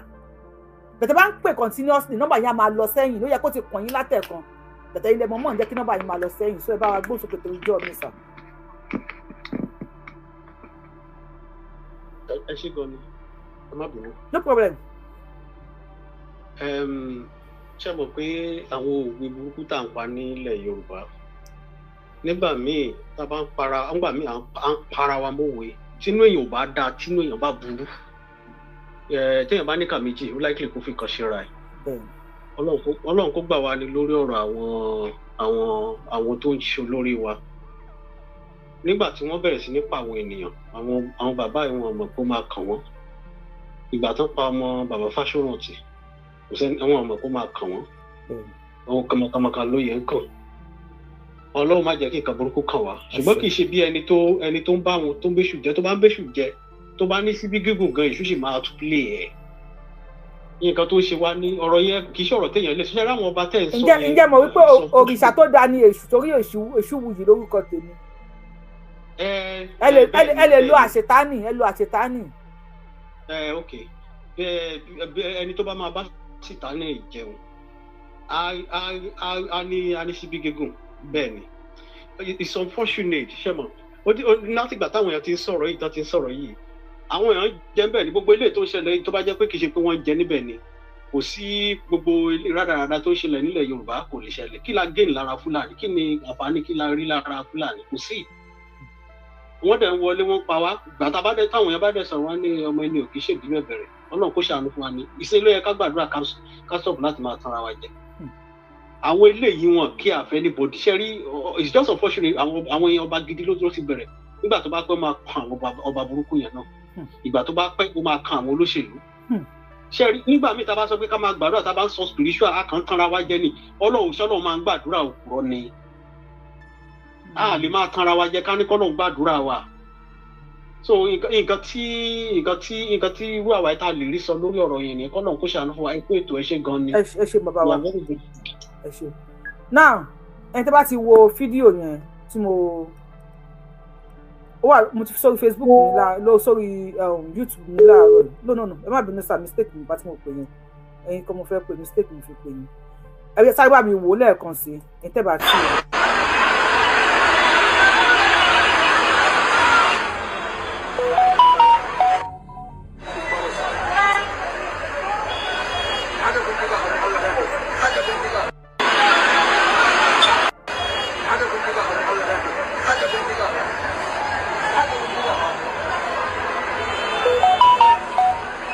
ẹjọ́ kí lẹ rí tí Fúlàní yẹn gbé dání láàrin títì ó ń da màálùú láàrin títì àwọn èèyàn ò lè sọ̀rọ̀ because àwọn ọmọ onílùú ni ẹni tó wá wò tẹ́yìn wò lórí YouTube ń bẹ̀rẹ̀ mo fẹ́ wò bóyá kíní ẹ̀wọ̀n àbí bí mi ò tún bá rí àwọn kò sí mi bí orí àwọn kíní tí mo rà ní ẹni sí wẹ́ ẹni tó wà lórí kí lórúkọ mo lè fẹ́ mo láyà láti sọ fún yín pé Fúlàní ló ń da màálùú láàrin ìlú wa lọ́sàn-án gangan pẹ̀lú ẹ ṣeun gan kí n pín ní ẹ̀ God bless you pẹ̀lú AK-47 Ogundebode AK-47 ẹ ti gbọ́ 47 rí ó nìyí láàrin èrò everybody wá pé bí ẹni pé wọ́n ṣe ẹ̀dọ̀dọ̀ kí sàwọn èèyàn wá pé tìbẹ̀ ni pé wọ́n ṣe Christmas. If you have not seen it, just go Yoruba Wuyi lórí YouTube ẹ máa rí tablet yẹ kí n máa lò ó ti jábọ́ sẹ́ni sábẹ́ sí àmì AK-47 òun ló gbé dání but the funny thing ni wípé kí táwọn èèyàn wá pé àwọn èèyàn dè wá wọn as in báwọn èèyàn ṣe pé tí wọ́n wo yẹn ó look somehow to me because kí táwọn èèyàn pé tó ń wo báyìí wọ́n Ọlọ́run mo fẹ́ play video yẹn fáwọn tó wà lórí Facebook náà ọ̀tẹ̀ tí ń já Facebook wálẹ̀ problem tí yín nìyẹn ẹ bá lè bá wa love and like button I don't know. Hey, good afternoon good afternoon mo ti sọ de eré kọ́lọ̀ ń ṣàánú mi akànnì mímí ò lórí téèyàn ń rò mo ti ń ṣeré lọ ń tèmi nìyẹn. à ń gbọ́ yín mo ti pè ní à ń gbọ́ yín sà ẹ bá wa contribute à ń gbọ́ yín. níbo la já sí I don't know. lórí àwọn Fúlàní tó ń da màálùú láàrin títì yẹ nígbà tá a ṣe investigation wọ́n sọ wípé àwọn elite ìlú àwọn elite wa àwọn tó lówó ló ra màálùú sọ́ndà àwọn AK-47 fáwọn dẹ̀ àwọn ọba ló ní ìlàjì màálùú yẹ pẹpẹ Fúlàní yẹn màálùú tó ń dà níjọ́ tí a lọ bá yẹ màálùú tó ń dà ó wọ bíi like 70 cows ó sọ pé léètò níbẹ̀ kò ju 3 lọ pípa àwọn èèyàn wa ló ní gbogbo ẹ̀ àwọn ni wọ́n dẹ̀ fún àwọn ní owó àwọn lọ́rọ̀ àbọ̀ fáwọn wípé anybody tó bá wá fẹ́ attack káwọn pa wọ́n àwọn máa dúró fún ní station so a tún lọ síbòmíì náà the same thing ẹ̀ náà là ń gbọ́ àwọn èèyàn wa ló ní àwọn màálù yẹ àwọn èèyàn wa ló ní most of màálù tó wà lọ́wọ́ wọn so àwọn èèyàn wa yẹn la ní láti bá sọ̀rọ̀ kí wọ́n bá fẹ́ ṣe màálù kí wọ́n bá fẹ́ ṣe farm kí wọ́n ṣe farm kan gba èèyàn tó mọ̀ nípa farm kó máa bá wọn monitor ẹ̀ kó ṣe ranch kó ṣe kọ́ máa kó fún Fúlàní wọ́n believe lórí Fúlàní ju Yorùbá lọ so submission mi ni ẹ mọ̀. ẹ ṣeun sà so ẹ̀yin èèyàn wa ẹ kí sáré play fẹ́ẹ̀ tẹ̀ wá lórí Facebook náà Fúlàní ló rìn pẹ̀lú AK lẹ́gbẹ̀ẹ́ àárò tẹ́rí yẹn AK lọ́sàn-án gangan láàrin ìlú wa ẹ̀rọ ayé wa lórí ìlú àárò tẹ́rí yẹn àárò AK ò lè rí yẹn AK lọ́sàn-án gangan ó gbé kápá nígbà tí èèyàn bá gbé pọ́ọ̀sì kápá bí báàgì kápá tó ń lọ sóde bẹ́ẹ̀ ló ṣe gbé èké kápá nílùú wa lọ́sàn-án gangan àwọn èèyàn wá pè tí bíi celebrity ẹ mọ̀ pé wọ́n ní celebrity kan yọ ládùúgbò kan o káwọn èèyàn wá pè tí everybody wá gádà ó wá ń da màálù lọ pẹ̀lú èké lọ́wọ́ nǹkan ti ṣe wá àmọ́ ni a lè má mọ̀ o because kan máa ń ṣèyàn gbà mí bí mo ní mọ̀ pé nǹkan ti ṣeun nǹkan celebrity Fulani ẹ bá gbé sókè celebrity Fulani ẹ ṣeun gan àtàárọ̀ ni bàbá mi ẹ̀ ní dààmú. Ọlọ́run bá túbọ̀ máa wà pẹ̀lú àṣẹ ìbàjẹ́ fún yín lágbára náà. àṣẹ. wọ́n tán pọ̀pù wọn tán pọ̀pù ṣẹ̀wọ̀ wípé nígbèmí ìwà tẹ́ bá ti ń give speech àwọn ìlòmíì gan bẹ́ẹ̀ tí ń sọ̀rọ̀ wọ́n lè má lè tán pọ̀ because ọ̀rọ̀ yín mú wọn tó bá dẹ̀ wù wọ́n. ìyá kan sọ bẹ́ẹ̀ fún mi tí má ti ń wẹ̀ mi ò ní gbọ́ nǹkan kan mọ́ má bínú. òótọ́ ni wọ́n sọ ṣẹ̀wọ̀ wípé ọ̀rọ̀ yìí yẹn ti mú anybody wọ́n gbọ́ wọn ò gbọ́ ẹ̀yin àgbà lẹ́ni pé àgbà tó kẹun sọ̀rọ̀ wọ́n máa kẹtàn sáré ni kò sí bí èèyàn ṣe máa gbé ọmọ kìnìún sábẹ́ adìyẹ kò sí bẹ́ẹ̀ lè ṣe àwọn tó ń kó kinní fún yẹn náà àwọn náà ló máa bàa ṣekú pa wọ́n ṣebí nǹkan tó ń sọ ń gbà yẹn àwọn wò ó pé kò sí nǹkan tó kà wọ́n ṣùgbọ́n ọmọ táníkà ni wọ́n pa wọ́n bá pa táníkà kò sí nǹkan tó kà wọ́n ṣùgbọ́n wọ́n mọ̀ wípé tá ló bá là bó máa padà bọ̀ wá nà ẹ̀yin tẹ́ ń ta orí ìlú yín tẹ́ sọ pé ṣẹ́ńtẹ́ ní gbogbo àwọn tó ń joyè nílẹ̀ Yorùbá yẹn ẹ bá bí ni mo sọ yìí láti sè mi ò àwọn àmọ́ ròyìn tí wọ́n jẹ gbogbo ó kàrí pé kọ́ lọ ń sọ pé àwọn joyè ni because báwo ẹ mọ̀ pé ilẹ̀ Yorùbá ló ń pè bí ni ṣé a máa ń lọ́ba ilẹ̀ Yorùbá ká lójo ni tá a bá lọ́ba tó bá lójo òjò apá bàtà apá dánwọ́dánwọ́ etí ẹ̀ àì lọ́ba ká lójo náà bẹ́yìn àgbà ṣe sọ kí ló dé táwọn bàbá wa lè ṣe bí bàbá ó kì í sìn ọmọ yín ló wà ń bẹ̀ nísìn ṣé gbogbo nǹkan lọ́ fi ń ṣòṣèlú ni ṣé ọmọ tí wọ́n tún ó yẹ kó tún fi ẹ̀mí wọn bá ṣòṣèlú ni aláwọ̀ alágbára ńlẹ̀ Yorùbá ẹ pè wọ́n papọ̀ ẹ̀yin kábíyèsí ẹ pè gbogbo wọn papọ̀ ẹ̀yin ọba yẹn ṣe mítìn papọ̀ láàrin ara yín pé ṣé ẹ fẹ́ kí ilẹ̀ Yorùbá ṣe fẹ́ kó parẹ́ ni ṣe fẹ́ kó parẹ́ ni kí àwọn òlà balẹ̀ lórí gan nílẹ̀ Yorùbá yìí gan náà ṣe báwọn ọmọ alóyún wa tó ń ṣe dànsákì wa ṣáwọn ọmọ tó ń gbébọn kiri lọ́sàn-án gangan yìí ṣáàyẹn náà máa rí yín tó jẹ́ pé ìbá fún wọn pé kí n tó gbébọn dání ìwọ ọba fúnra ẹ lè láyà kúrò ọmọ yẹn ní ìsìnkú gbébọn dání ṣe ẹ̀rù níbàálẹ̀ méjì pé ọmọ ilé ìkọjú ìbọn ìpàkàrà sóhun so tí ọmọ Yorùbá rẹ̀ ṣe bẹ́ẹ̀ nílẹ̀ wa ẹ wo ẹ dìde ẹ̀yin ọba yìí ẹ̀yin olórí wa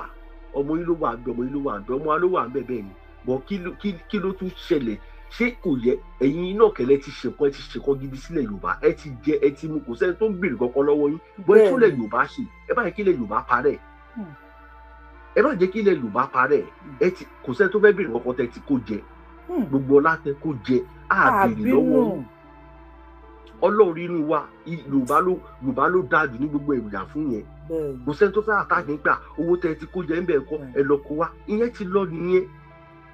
owó yẹn gan ẹ máa fi invest sílẹ̀ Yorùbá gangan ni tí gbogbo ẹ̀dẹ̀ máa lọ déédéé tá a máa tún máa benefit níbẹ̀ tó bá dẹ̀ fẹ́ wá náà àwọn náà máa wá ṣe wọ́n máa ṣe káràkátà kí wọ́n máa jẹ́ kó wọ́n máa pa wá ìyá oníyàá tí wọ́n padà nù ṣó yẹ kó pa ìyá 78 kó bá sùn yànnàyànnà kó dẹ̀ tún gún ọrùn ẹ̀ kó pa kó poli ní ọba aládé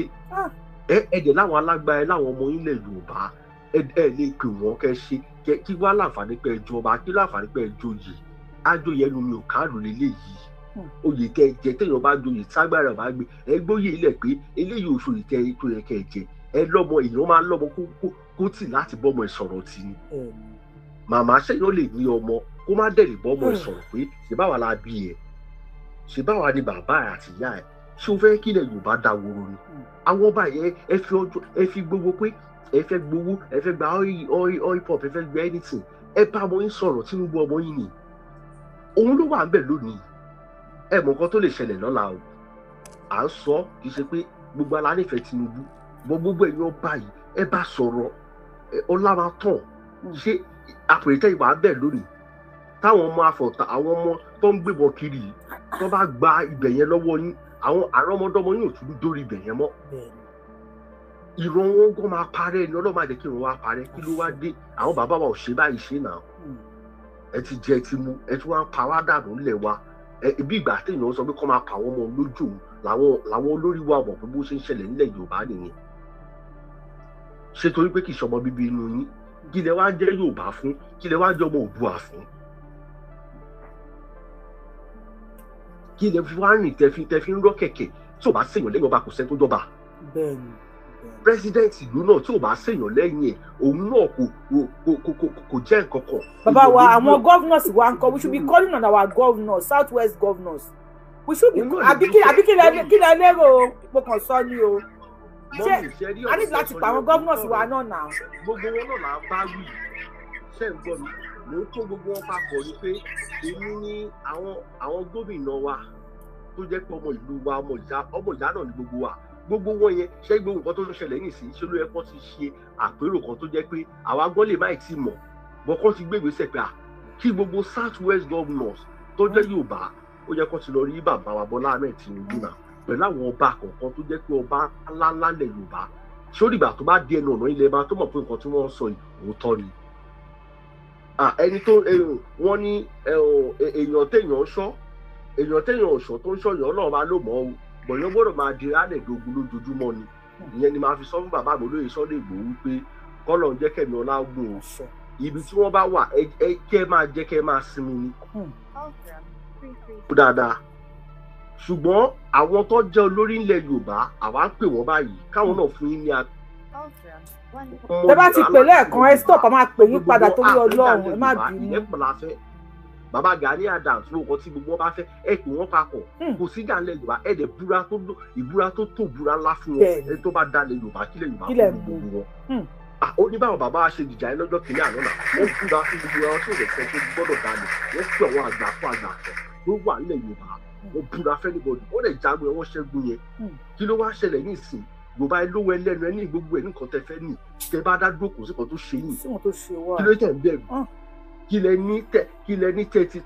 ṣe fẹ́ dọ́lọ́ òun gbogbo èèyàn ọmọ Yorùbá ẹ̀dẹ̀ lè dọ́lọ́ àwọn èyí tẹ́tí wà lókè tẹ́tí kówó jẹ ẹ̀ lè dọ́lọ́ òun ẹ tẹ́tí ọ̀rọ̀ yìí kẹ́ gbọ́ kẹ́ ṣe nǹkan tó jẹ́ pé kí ìròyìn náà má bàa parun ṣé òkè òkun lẹ fẹ́ lọ kú sí ni gbogbo àwọn tẹ bí ṣe fẹ́ kọ́ lọ kú sókè òkun ni ṣé bẹ́ẹ̀ wá jẹ́ lé ni kí ló tẹ̀ wá lè tún lè títí ṣe tẹ̀ lọ́ọ́ tún lórí lè ṣe lókè òkun owó tẹ̀yìn kó lọ káàkiri òkè òkun yẹn ẹ fi invest sílẹ̀ Yorùbá ẹ túnlẹ̀ Yorùbá ṣe ṣẹ́rù fáwọn tó wà ní lókè òkun ẹ̀ kó orí òkè ń ta wọn wọn fẹ́ wálé ni gbogbo àtẹ̀kùn wà ní pé owó kówó lẹ̀ ń kó ẹ̀ tí ẹ̀ ṣàbólẹ̀ ní Yorùbá wó tẹ̀ jábò lásán lẹ́kọ̀ọ́ sílẹ̀ Yorùbá tí wọn ò pa wọn kò sẹ́ni tó wo nǹkan tẹ̀ ń kó jẹ ọmọ ṣiṣẹ́ lọ́mọ Yorùbá ẹ bá sọ wá lórí bára ìyẹn olórí yìí wọ́n pa wá ẹbí ká má pa wọ́n ìlú wọn máa pààyàn tẹ́lẹ̀ dá ṣe tó pé kì í ṣàwọn ẹni wọn pa ẹ̀yin bàbá pírẹsidẹ́ǹtì ẹ̀yin ọba ẹ̀yin gọ́vnọ̀sì ẹ tẹ́tí kẹ́ gbọ́ ara ní ọmọ Yorùbá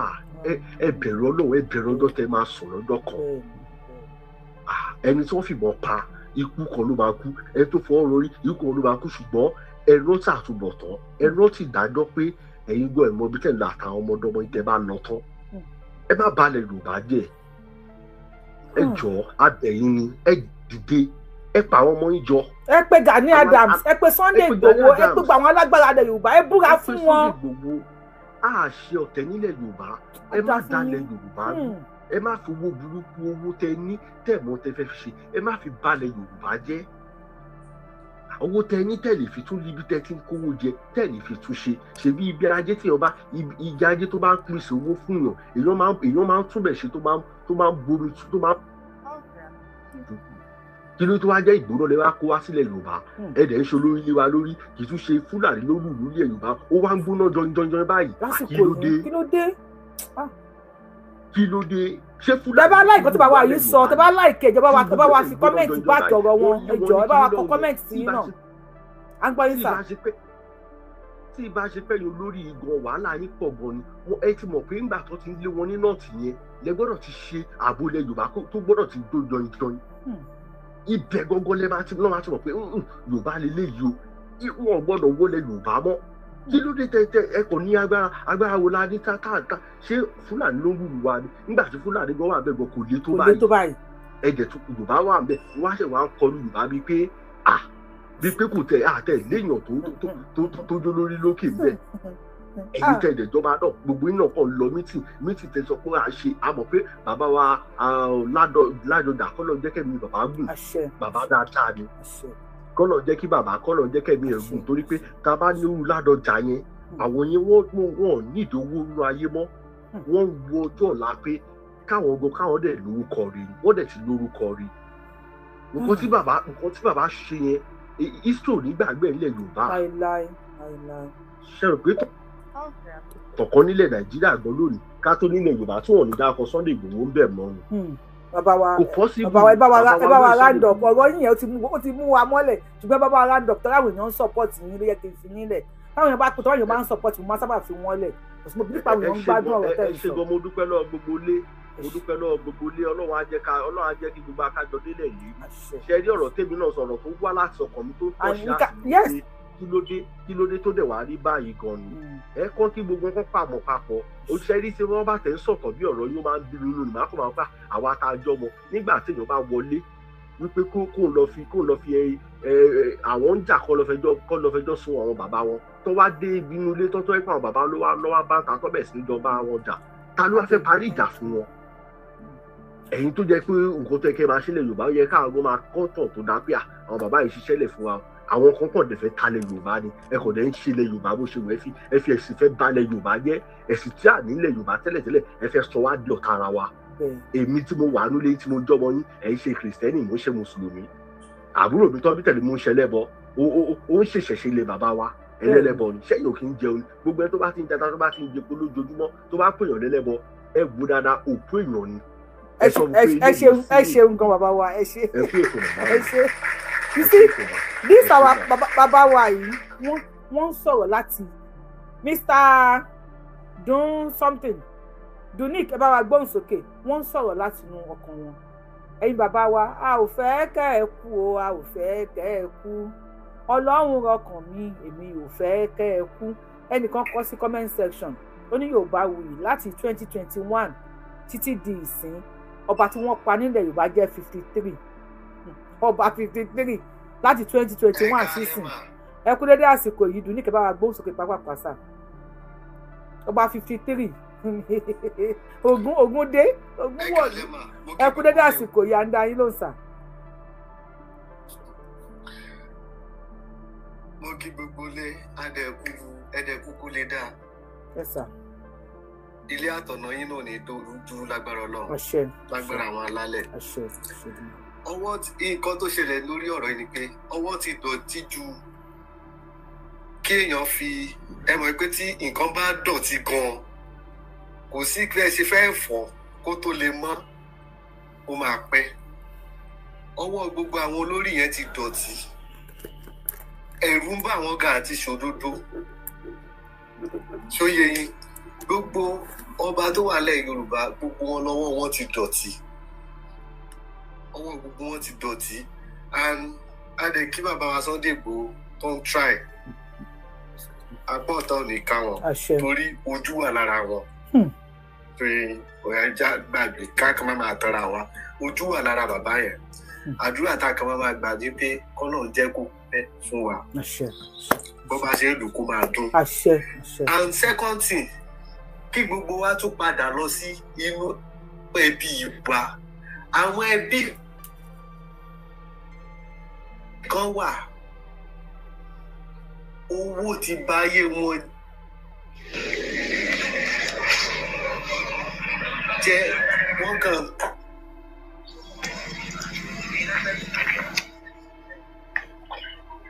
anyhow. You come in, you don't mute, we drop you, sir. Mr. Gani, you come in, you don't mute, we drop you. À ń gbọ́ yín bàbá ìṣẹ́jú kan network yín lọ à ń gbọ́ yín. Ní gbogbo ogun para.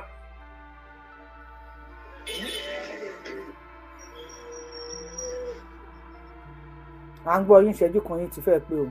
Ok, ní gbogbo òkè ogun pátápátá Fúlàní ò ní plot acres ni wọ́n ní o. Àwọn wo ló ta ilẹ̀ fún wọn? Ṣé kò ń ṣara wa? Mo fẹ́ kí gbogbo wa padà lọ sílé ká má máa talẹ̀ anyhow ká má ilẹ̀ ti tà everybody ti ta wọ́n ti ta gbogbo ẹ̀ tán àwọn ọba gan wọn ti ta gbogbo ẹ̀ tán ókè iṣẹ́ ni tó ra lẹ̀ ẹni tó ra éka sílẹ̀ ibo náà fẹ́ lè lọ tó bá gbogbo ọba ilẹ̀ Yorùbá nísìnyí Fúlàní náà ń fẹ́ wọ́n á fẹ́ Fúlàní wọ́n á fẹ́ Haúsá ìmájì kí lẹ fẹ́ kó ṣẹlẹ̀. ó dà bàbá wa ẹ ṣeun gan. nígbà tó bá fi gbogbo ilẹ̀ Yorùbá lẹ̀ tí ò ẹni bọ́ọ̀dì tẹ̀mọ́ tó jẹ́ Fúlàní tó jẹ́ Haúsá tó jẹ́ kìnní kẹrẹmọ́ gẹ́gẹ́ kó sí gbogbo. ẹ ṣeun gan bàbá wa táàmù tẹ dáta fún yín tó. ẹ bá wa gbóhùn sókè yes ẹ bá wa gbóhùn sókè. ẹ káàlẹ́ o. ẹ kú dédé àsìkò yìí o. àbọ̀wọ̀ àbọ̀ yìí o. gbogbo àtọ̀ yín o. ìwà àwọn ìyàwó tí mi ò ní pọ̀ sókè ni ṣùgbọ́n ọ̀rọ̀ yẹn ó lè fẹ́ bá àwọn èèyàn nù ọjọ́ kan má bínú o. ṣe máa tún lo àdàpè ọ̀rọ̀ ni tí ilẹ̀ Yorùbá bá ṣe máa ń jẹ́ ilẹ̀ Yorùbá gbogbo ọba ilẹ̀ Yorùbá làwọn Fúlàní máa lọ kí ọ̀tá wọn mọ́lé ó dàpè ni o ṣé ẹ gbọ́ mi ìyá mi. à ń gbọ́ yín sà. gbogbo ọba ilẹ̀ Yorùbá làwọn Fúlàní máa lọ kí ọ̀tá wọn mọ́lé nítorí pé kí ni gbogbo àwọn ọba ilẹ̀ Yorùbá gbogbo wọn ti jẹ dòdò wọn ò lè sùn dòdò mọ́. ó dá Yorùbá Wuyi ẹ wo bàbá ọba tó pa ẹ́ sìn ọba mílẹ̀ tí wọ́n tó ti jáde. àní wọ́n ló di ọba 53 tí wọ́n pa láti 2021 sísìn ọba 53. Yorùbá Wuyi ọba mélòó lẹ́yìn gbọ́ pé bàtà àwọn ọba yẹn kú àwọn ọba tó kù fọ́n jáde sọ̀rọ̀. oníwàlú kó ń lóde táìmù tiẹ̀ ni àbí kí mo fẹ́ sọ. ẹ wá sọ jẹ́ ti Yorùbá Wuyi ilẹ̀ Yorùbá àti ilẹ̀ Nàìjíríà ni máa tún wo wa fún gbogbo wa a máa ń parọ́ fúnra wa ni. kẹ píríṣ fáwọn kan láti àárọ̀ dalẹ́ nǹkan tó máa ṣe lọ́ máa ṣe o ìwà wọn lọ́ máa ṣe ẹ jẹ́ kí n sọ fáàtì. ṣé ti gẹ́gẹ́ bí máa ń sọ̀rọ̀ lẹ́ẹ̀kan bàbá wa Sunday Igboho kọ́ máa jẹ kọ́ máa mu ni o kọ́ máa dá sọ̀rọ̀ lọ́wọ́ lẹ́ Yorùbá o. ẹ wo Yorùbá Wuyi a lè fi ọmọ kọ́kọ́ wé ọmọ àlè o a lè fi Sunday Igboho wé OPC o ọ̀gá OPC o Sunday Igboho jà fún ilẹ̀ náà kan jà fowó ni o. ẹ má discriminate lásìkò tá a wà yìí ó ní fídíò ni mo show yìí ẹ̀yin náà pé wọ́n gbé Fúlàní fi AK-47 da ẹran lọ́sàn gangan lórí ilẹ̀ wa kò dẹ̀ sọ́lọ́pàá tó lè dá dúró àwọn èèyàn wá pè tí bí celebrity ọ̀sán gangan fídíò là ń wò yìí náà. Yorùbá Wuyi wọ́n ṣe pé àǹfààní Yorùbá sẹ́yìn. ǹda mo gbọ́. ìgbà tí bàbá yẹn jáde gbà ẹ lọ́hùn tó ń jáde pé gbogbo ẹ jẹ́ ká jáde ká ta ká ṣe kinní kan ìbá àwọn ọba kan wọ́n takò àwọn ẹ̀ka àṣọ iná takò àwọn ọmọ wọn jáde wọ́n blasẹ́ nítorí náà ìyá mi ibi tí ẹ̀rọ ilẹ̀ Yorùbá dé mo sì máa sọ ó dìgbà tí àwọn olórí wa both governor ọba o kánsẹ́lẹ̀ òun tó bá jọ jáwọ́ nù òṣèlú ṣíṣe òṣèlú ló ń kó bá wa nílẹ̀ Yorùbá. bàbá mi kan ti sọ̀rọ̀ lẹ́ẹ̀kan ẹ̀yà tó bá ti láìkì owó ju àwọn alálẹ̀ àwọn fámìlì ẹ̀ lọ ẹ̀yà rẹ̀ máa ń ní agbára láti lọ sókè. ẹ bá wo àwa Yorùbá bí Ọlọ́run ṣe fún wa ní ẹ̀bùn tó bá ṣe ní ọgbọ́n ká ní òye ká dẹ̀ ní làákàyè. ẹ bá wa aládọ̀fún láàrin 1 minute ẹjọ́ fáìmù ti lọ èrò pọ̀. àwọn tó wà láàrin wa náà ló ń ba àárín wa jẹ́ lé àjẹká fún títọ́ ṣe ìyá mi ẹ ṣe púpọ̀. ẹ ṣe gan-an adúpẹ́ Mr. Gani tí máa tún gbé tẹ́bà tún mute máa tún gbé wálẹ̀ o. ọba mo rí ọba kan nísìn ok wọ́n ti drop ẹ bá wa power tap tẹ́bà bá wa power tap àwọn èèyàn máa drop ni àwọn èèyàn ti drop ni ẹ bá ti drop mi láyà ti lè gbé yín wọlé padà because wàhálà yẹn mi láìkí kí wàhálà pọ̀ fún mi lórúkọ tí mo ń ṣe mi ò gba sálárì lórí ẹ̀. Bá a gbóhùn sókè. Ẹ káàdé sá tí Mr. Gani tẹ́ bá lọ sí school ẹ̀ ní mọ̀wé ògún gbọ́ Mr. Gani tẹ́ bá lọ sí school ẹ̀ lè mọ̀wé láyéláyé ni ẹ̀ lè mọ̀wé. Tẹ́ bá ti ẹ wọlé ẹ mute a drop yín ẹ tún send request mo tún tẹnu látẹ̀pọ̀ tẹ́ bá ti wọlé ẹ drop ẹ má bínú sá next time ẹ padà wá ẹ bá wa gbóhùn sókè lórí fóònù jọ. Kí ló dé? Ẹ kú ètò. Ọjọ́ ń ṣètò ní sà. Ṣùgbọ́n pàtó mo ní tẹ́ bá ẹni sùn bàbá mi ẹni sáfìsì ò dáa pàtó sọ pé tẹ bá lọ sí school ẹ lè mọ̀wé sáfíìsì dá nígbà yẹn ẹ má máa wò àkànná àtàrà táwọn sọ pa ilẹ̀ Yorùbá náà lélẹ̀ ẹ bá gbóhùn sókè sà wọn á frustrate èèyàn kò dáa bẹ́ẹ̀ náà. ẹ má bínú ẹ mọ̀ èèyàn tó bá ti ń bá àwọn èèyàn oríṣiríṣi dìg bẹ́ẹ̀ bó ṣe máa ń rí nìyẹn tó jẹ́rí nípa security yẹn tó ń lọ lọ́wọ́ yìí jẹ́rí nígbà tí Buhari wà ń bẹ̀ gan-an pàwátó yìí ọ̀rọ̀ wọn ìgbọ̀n wá yé mi mọ́ jẹ́rí wọ́n lọ ti kó Amẹ́ríkà wọlé wọ́n dẹ̀ tó ń pa wá kò tẹ̀ wá ló ti sú mi mi lè parọ́ Ọlọ́run nìkan ló máa gbà wá. Ọlọ́run aṣáánu wa. because nígbà tí Tinubu ìgbà tó ń fi pamọ́ bàbá Fádáhùn sí ẹ lọ́nà Oǹdó Tinubu lọ́bẹ̀ ó bèrè ó ní wíwá ìdí àká o èmi náà mọ̀ nítorí pé kò tí ì gba ìjọba ni ó ṣe ń sọ̀rọ̀ yẹn because ìgbà kò tí ì jẹ́ president mo ní àkókò because ènìyàn gbọ́dọ̀ yẹn lọ́wọ́ láti máa fọgbọ́gbọ́n ṣe ń gbà yẹn nígbà tó dẹ̀ tí wàá gbà yìí ó ti wá gbà ọgbọ́gbọ́n ọ̀la tó fi ń ṣe é sìn wọ́n wá ń pa àwọn èèyàn ìgbà tí Tinubu lọ sí London tó lọ bá woman láti ayẹ tọjọ ó wà lórí Channel TV àjẹ àyẹ̀bẹ̀ lọ́wọ́ ẹ̀ pé kí ló fẹ́ ṣe fún north nípa security Tinubu sọ pé òun ò lè ṣe nǹkan kan fún security tí wọ́n máa pa àwọn èèyàn ok wọ́n máa pa ẹ́ Amẹ́ríkà tí àdẹ̀ ti wọlé títa ló tún fẹ́ pa Tinubu sí nǹkan tó sọ fún obìnrin yẹn London ni mo sọ fún yín ó wà lórí Channel TV obìnrin yẹn ṣe interview ok ó ní tó bá fight security in the north wọ́n máa pa àwọn ni lórí Channel ẹ lọ wò ó máa yà mí lẹ́nu so náà ta ló dẹ̀ tún fẹ́ wá pa ó tún kó Amẹ́ríkà wọlé wọ́n dẹ̀ wá ń pa àwọn Yorùbá lójú ẹ I don't know àbọ̀ ti fi wá negotiate ni ìdẹ̀mú ẹ máa bẹ́ tó bọ̀. ẹ ṣeun sá nǹkan tí mo kàn wò ni wípé gbogbo wa yẹ ká ti mọ̀ nílẹ̀ Yorùbá wípé bí Amẹ́ríkà ṣe ń pa wọ́n ní north àwọn pípì yìí wọ́n ti rí bí lucrative business tó kàn lè jíyàn gbé kó dẹ̀ béèrè 100 million táwọn family yẹn wà ní 100 million ó lè decide láti pa kó ta páàtì ẹ̀ wọ́n náà ń ta páàtì èèyàn náà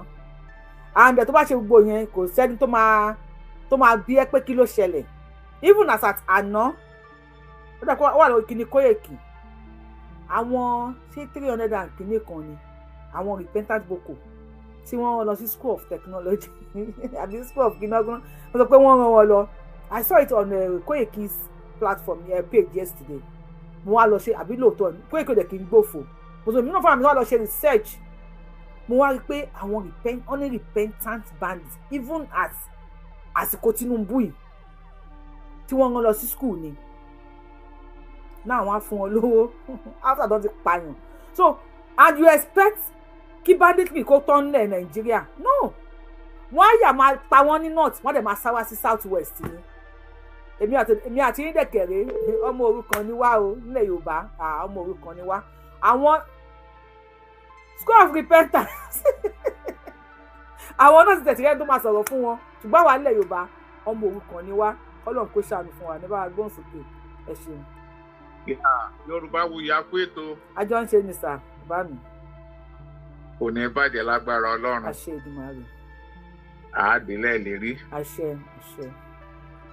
ṣe rí ohun tí mo rí tí ń ṣẹlẹ̀ nílẹ̀ Yorùbá wa nǹkan méjì ni àkọ́kọ́ nínú ẹ̀ mo rí wípé alójo òjò ń ṣe wá nàmbà wánù òjò coward. ó yà mí lẹ́nu ni àbí ṣé kò yẹ yín tẹ̀ wò mí lẹ́nu ó yè mí lẹ́nu ní bá ẹni tó lẹ̀sà. òjò ń ṣe wá torí wípé abẹ̀rù kú àfẹ́ kú àwọn pípù yìí tá a pè ní Fúlàní tá à ń sọ̀rọ̀ wọn